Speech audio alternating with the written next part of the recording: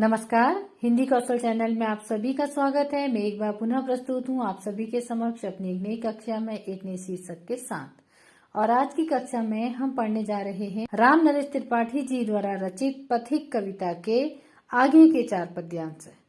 तो आज की कक्षा की शुरुआत भी हम करेंगे पद्यांश 5 का पाठ करके। तो आइए पढ़ते हैं पद्यांश 5। जब गंभीरतम अर्ध निशा में जग को ढक लेता है, अंतरिक्ष की छत पर तारों को छिटका देता है, सस्मित वदन जगत का स्वामी मृदु गति से आता है, तट पर खड़ा गगन गंगा के मधुर गीत गाता है। यह था पद्यांश 5 पथिक कविता का। काव्य पाठ के बाद बारी आती है संदर्भ की। तो संदर्भ कुछ इस प्रकार से होगा। प्रस्तुत पद्यांश कक्षा 11 की पाठ्यपुस्तक आरोह भाग 1 में संकलित कविता पथिक से लिया गया है। पथिक कवि राम नरेश त्रिपाठी जी द्वारा रचित प्रसिद्ध खंड काव्य है। संदर्भ के बाद आइए एक दृष्टि डालते हैं इस पद के मध्य आए शब्दार्थ पर। शब्दार्थ इस प्रकार से हैं। अर्ध निशा, अर्ध निशा अर्थात आधी रात, अंतरिक्ष आकाश, छिटका बिखेरा, सस्मित हंसता हुआ मुस्कुराता हुआ, वदन मुख मुंह, कहना और बोलना। वदन को अलग अलग अर्थ में लिया जाता है। इसका तात्पर्य मुख और मुंह भी होता है तथा कहना और बोलना भी होता है। स्वामी मालिक ईश्वर, मृदु कोमल, तट किनारा, गगन आकाश, मधुर मीठा।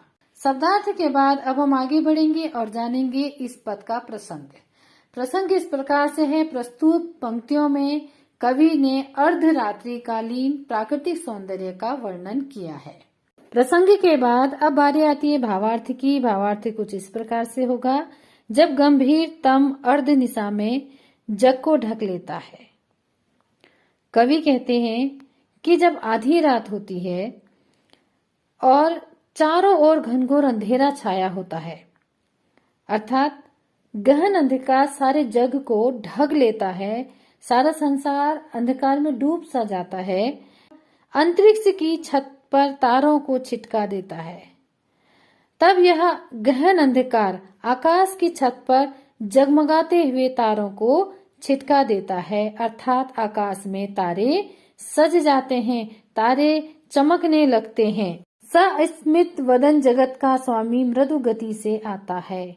तब उस समय जगत का स्वामी अर्थात सूर्य मुस्कुराता हुआ धीरे धीरे उदयांचल के पीछे प्रवेश करता है, अर्थात उदयांचल के पीछे आ जाता है और उदयांचल के पीछे खड़ा होकर के आकाश गंगा के इस मनोहर सौंदर्य से प्रभावित होता है। अर्थात इस अर्धकालीन प्राकृतिक सौंदर्य पर जब चारों ओर गहन अंधकार है और आकाश तारों से चमक रहा है, तो इस सौंदर्य पर सूर्य मुग्ध हो जाते हैं और उदयांचल के पीछे छिपकर खड़े होकर चुपके चुपके इस रात्रि सौंदर्य का आनंद लेते हैं। तट पर खड़ा गगन गंगा के मधुर गीत गाता है। आगे कवि ने कहा है कि सर्वविदित है कि जब भोर होने वाली होती है तो उस वक्त पंछियों का कलरव सुनाई देता है। तो कवि ने यहाँ पर कहा है कि सूर्य आकाश गंगा के मनोहर सौंदर्य से प्रभावित होकर के प्रातः काल में पक्षियों के कलरव के रूप में मनमोहक गीत गाता है। यहाँ पर कवि ने पक्षियों के कलरव को सूर्य के द्वारा गाया जाने वाला गीत कहा है। तो कवि का यहाँ पर तात्पर्य है कि जब उषा काल में जब पंछी कलरव करते हैं तो कवि ने कल्पना की है कि मानो सूर्य अर्धरात्रि के सौंदर्य पर मुग्ध होकर पंछियों के कलरव के रूप में आकाश गंगा के सौंदर्य को देखते हुए मधुर गीत गुनगुनाने लगता है। इस पद्यांश में कवि ने प्रकृति का बड़ा ही मनमोहक वर्णन किया है। आधी रात में गहन अंधकार के बीच आकाश में चमकते हुए तारों पर सूर्य का मुग्ध हो जाना और मुग्ध होकर के मधुर गीत गाना, पक्षियों के कलरव के रूप में मधुर गीत गाना, यह अद्भुत कल्पना है। तो यह तो था इस पद का भावार्थ भावार्थ के बाद अब हम आगे बढ़ेंगे भाव सौंदर्य की ओर और जानेंगे इस पद का भाव सौंदर्य। कवि ने कुदरत के वास्तविक नियम जैसे सूर्योदय होना, सूर्यास्त होना तथा चंद्रोदय होना आदि शाश्वत नियमों का बड़ा ही सुंदर वर्णन किया है। कवि की कल्पना प्रकृति के अर्धरात्रि सौंदर्य पर मुग्ध है। कवि ने सूर्य को जगत का स्वामी कहा है। पद का भाव यह है कि सायकाल को सूर्य अस्ताचल के पीछे छुप जाता है और जब अर्धरात्रि में प्रकृति सौंदर्य अपनी चरम सीमा पर होता है तो अर्धरात्रि के सौंदर्य को निहारने के लिए सूर्य उदयांचल के पीछे आ जाता है और अर्धरात्रि प्रकृति सौंदर्य का पान करते हुए पक्षियों के कलरव के रूप में गीत गाता हुआ नभ में उदय होता है। सूर्य का रात्रि में प्रकृति सौंदर्य पर मुग्ध होना तथा आकाश गंगा के सौंदर्य से प्रभावित होकर गाना, यह कवि की एक अद्भुत कल्पना है। भाव सौंदर्य के बाद अब हम आगे बढ़ेंगे और जानेंगे शिल्प सौंदर्य। शिल्प सौंदर्य इस प्रकार से है, प्रकृति का मानवीकरण किया गया है, अतः पद में मानवीकरण अलंकार है। गगन गंगा गीत गाता में अनुप्रास अलंकार है। पद की भाषा कोमल, सुमधुर व प्रवाहपूर्ण है। तो इसी के साथ पद्यांश 5 यही समाप्त होता है। अब हम आगे पढ़ेंगे पद्यांश 6। उससे ही विमुग्ध हो नभ में चंद्र विहंस देता है, वृक्ष विविध पत्तों पुष्पों से तन को सज लेता है, पक्षी हर्ष संभाल न सकते मुग्ध चहक उठते हैं, फूल सांस लेकर सुख की सानंद महक उठते हैं। तो यह बहुत ही सुंदर कल्पना है कवि की। इससे पहले कि हम इस पद का भावार्थ जाने, एक दृष्टि डालते हैं शब्दार्थ पर। संदर्भ पूर्ववत ही रहेगा क्योंकि यह पथिक कविता का ही अगला पद्यांश है। तो आइए जानते हैं शब्दार्थ। शब्दार्थ इस प्रकार से है, विमुग्ध प्रसन्न होकर, विहंस हंसना, विविध अनेकों पुष्पों फूलों, हर्ष प्रसन्नता, मुग्ध मोहित, सानंद आनंद के साथ। शब्दार्थ जानने के बाद अब जानेंगे प्रसंग। कवि सूर्योदय बेला के इस सौंदर्य पर मुग्ध है और इस पद में कवि ने प्रकृति के इस सौंदर्य व्यापार को प्रेम रूप में वर्णित किया है।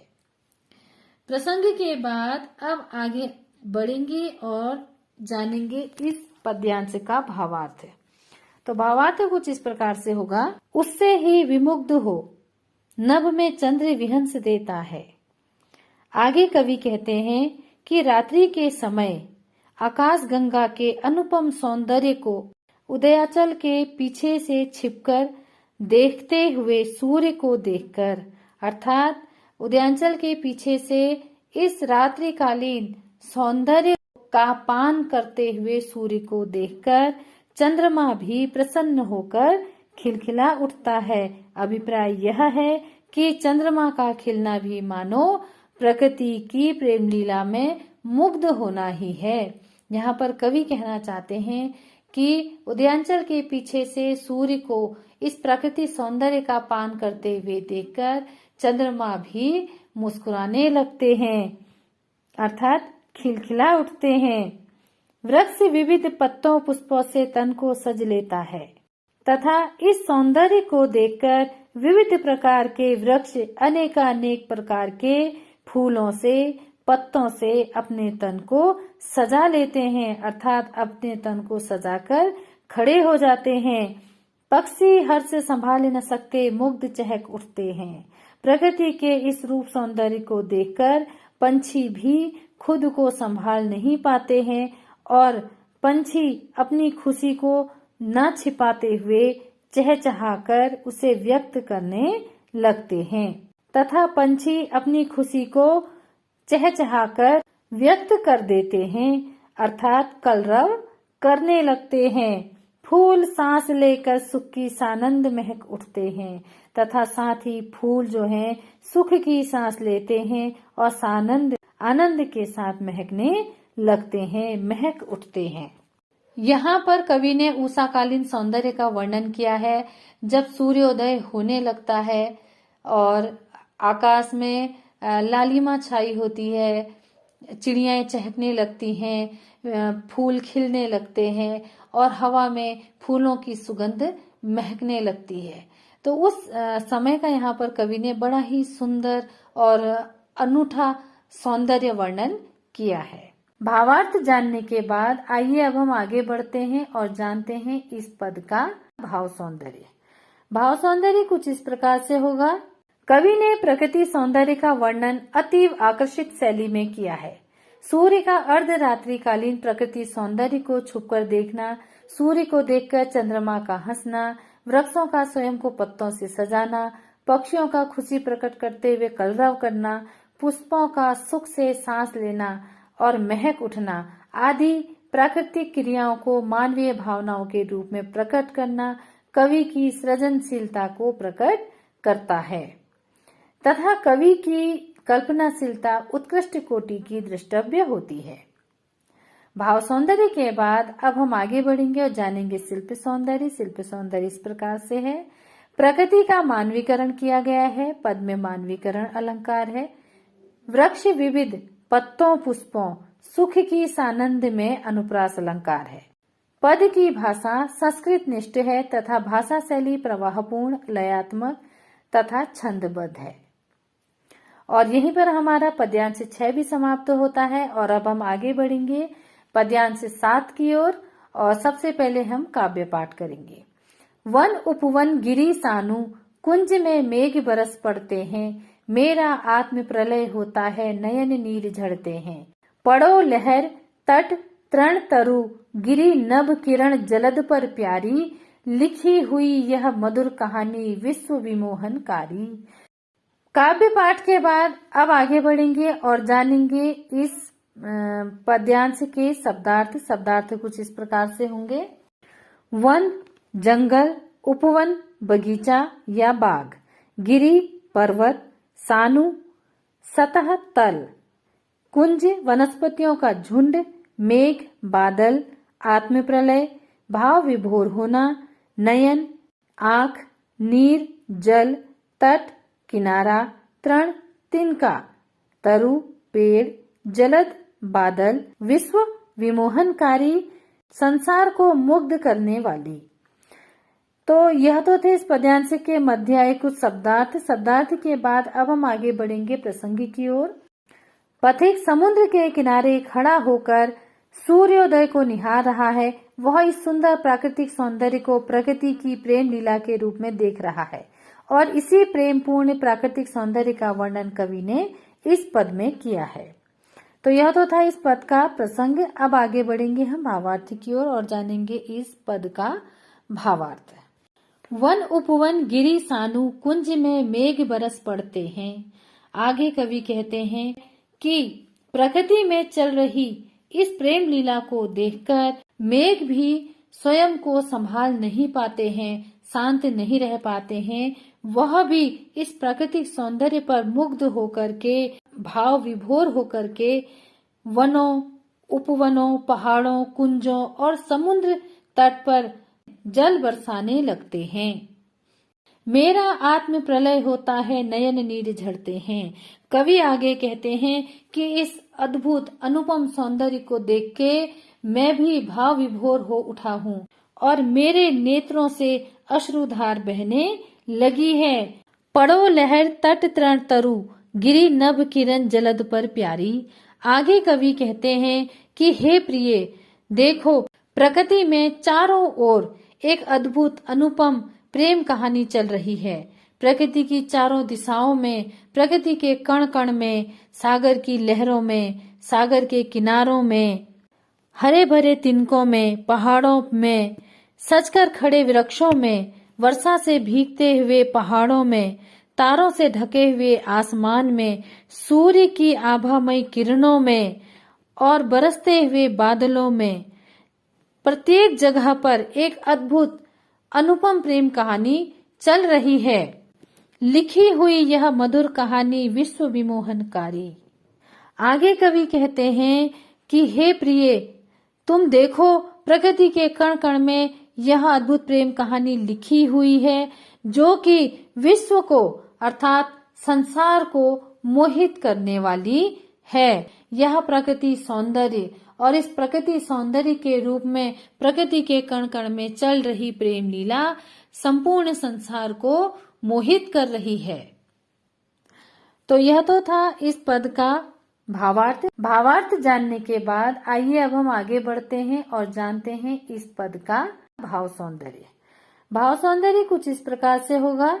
कवि का प्रकृति प्रेम उत्कृष्ट कोटि का है। कवि ने प्रकृति के प्रत्येक क्रिया की अनुभूति मानवीय प्रेम लीला के रूप में की है तथा इसी प्रकृति की प्रेम लीला के दर्शन पाठकों को भी करवाए हैं। कवि को प्रकृति में सजीव प्रेम व्यवहार चलता प्रतीत हो रहा है, जिसे देख कवि भाव विभोर हो गया है। लहरों में, किनारों में, तिनकों में, वृक्षों में, पहाड़ों में, आकाश में, किरणों में, बादलों में यह प्रेम कहानी लिखी हुई है। यह कहकर कवि ने प्रेम की पराकाष्ठा को प्राप्त करने का प्रयास किया है। भाव सौंदर्य के बाद अब बारी आती है शिल्प सौंदर्य की। शिल्प सौंदर्य इस प्रकार से है। वन उपवन नयन नीर पर प्यारी विश्व विमोहनकारी में अनुप्रास अलंकार की छटा दर्शनीय है। आंसुओं को नयन नीर कहकर गरिमा प्रदान की गई है। भाव विभोर होने को आत्म प्रलय कहना भावानुकूल प्रतीक है। प्रकृति का मानवीकरण किया गया है, अतः पद में मानवीकरण अलंकार है। भाषा शैली प्रवाहपूर्ण है तथा छोटे छोटे शब्दों के क्रमशः प्रयोग से पद आकर्षक बन गया है। साथ ही पद्यांश 7 भी यहीं पर समाप्त होता है। और अब हम आगे बढ़ेंगे पद्यांश 8 की ओर और सबसे पहले पद्यांश 8 का पाठ करेंगे। कैसी मधुर मनोहर उज्जवल है यह प्रेम कहानी, जी में है अक्सर बन इसके बनु विश्व की बानी। स्थिर पवित्र आनंद प्रवाहित सदा शांति सुखकर है, आहा प्रेम का राज्य परम सुंदर अतिशय सुंदर है। बहुत ही सुंदर पद है, बहुत ही सुंदर कल्पना है और बहुत ही सुंदर कविता है, जिसमें कवि ने अपने मनोभाव प्रकट किए हैं। भावार्थ जानने से पहले आइए एक दृष्टि डालते हैं शब्दार्थ पर। शब्दार्थ इस प्रकार से हैं। मधुर मीठी, मनोहर मन को हरने वाली, उज्जवल उजली, जी हृदय, अक्षर वर्ण शब्द, बानी वाणी, स्थिर ठहरा हुआ, पवित्र पावन या शुद्ध, आनंद प्रवाहित सुख में बहने वाली धारा, सुखकर सुखदायी सुख देने वाली, परम अत्यधिक अतिशय बहुत अधिक। तो यह तो थे इस पद्यांश के शब्दार्थ। शब्दार्थ के बाद प्रसंग कुछ इस प्रकार से है। प्रस्तुत पद में कवि ने प्रकृति में चल रही प्रेम लीला को सुखदायी आनंदमयी कहा है तथा साथ ही कवि इस प्रेम कहानी को विश्व के समक्ष प्रकट करने हेतु स्वयं शब्द बनने की इच्छा व्यक्त कर रहा है। आइए अब आगे बढ़ते हैं भावार्थ की ओर और जानते हैं इस पद्यांश का भावार्थ। कैसी मधुर मनोहर उज्जवल है यह प्रेम कहानी। कवि आगे कहता है कि प्रकृति में चल रही यह सूरज और सागर की प्रेम कहानी कितनी मधुर मनोहर अर्थात मन को हरने वाली उजली है। इस प्रेम कहानी को देखकर मेरा जी करता है, जी में है अक्सर बन इसके बनु विश्व की बानी। मेरा मन करता है कि मैं इसे शब्दों में व्यक्त करूं और इस प्रेम कहानी को सारा संसार सुने। स्थिर पवित्र आनंद प्रवाहित सदा शांति सुख कर है। आगे पथिक कहता है कि प्रकृति में सदा ही एक स्थायी पावन और आनंदमयी सुखकारी शांति छाई रहती है। इसे देखकर ऐसा लगता है मानो प्रकृति में सदा ही प्रेम का राज्य रहता है। आहा प्रेम का राज्य परम सुंदर अतिशय सुंदर है। आगे पथिक अपनी बात को पूरी करते हुए कहते हैं कि यह प्रेम का राज्य कितना सुंदर है अर्थात परम सुंदर है। यह प्रेम का साम्राज्य कितना सुंदर है, अतिशय सुंदर है अर्थात बहुत ही अधिक सुंदर है। पद्यांश 8 की व्याख्या करने के बाद अब बारी आती है भाव सौंदर्य की। भाव सौंदर्य इस प्रकार से है। प्रस्तुत पद में कवि ने प्रकृति के मधुर मनोरम पवित्र स्थिर व आनंदमय रूप का वर्णन किया है। कवि ने सूर्योदय बेला में प्रकृति के अनुपम सौंदर्य तथा प्रकृति सौंदर्य में निहित प्रेम व्यवहार दोनों को मिलाकर अद्भुत कल्पना की है। एक ओर इसमें प्राकृतिक सौंदर्य है तथा दूसरी ओर मानवीय प्रेम व्यवहार। इन दोनों को मिलाकर जो कवि ने कल्पना की है वह अपने आप में अद्भुत है, अनूठी है। भाव सौंदर्य के बाद अब आगे बढ़ेंगे शिल्प सौंदर्य की ओर। शिल्प सौंदर्य इस प्रकार से है। मधुर मनोहर सदा शांति सुख कर, राज्य परम सुंदर में अनुप्रास अलंकार है। पद में सुंदर, परम, अतिशय आदि विशेषणों का प्रयोग किया गया है, जिससे भावाभिव्यक्ति में वृद्धि हुई है। भाषा भावानुकूल, आकर्षित व प्रवाह पूर्ण है। इसी के साथ हमारी आज की कक्षा यही समाप्त होती है। आज की कक्षा में हमने पथिक कविता के आगे के 4 पद्यांश पढ़े। पूर्व के 4 पद्यांश मैं अपनी पहली कक्षा में पढ़ चुकी हूँ। यदि आपने अब तक नहीं देखा है तो देख लीजिए, लिंक डिस्क्रिप्शन बॉक्स में है। तो आज की कक्षा यही समाप्त करते हैं और बहुत जल्दी मिलती हूँ आप सभी से अपनी एक नई कक्षा के साथ। तब तक के लिए थोड़ा सा इंतजार, और एक बात हमेशा याद रखें कि हिंदी हमारी राष्ट्रभाषा है। हिंदी भाषा पर गर्व करें। धन्यवाद।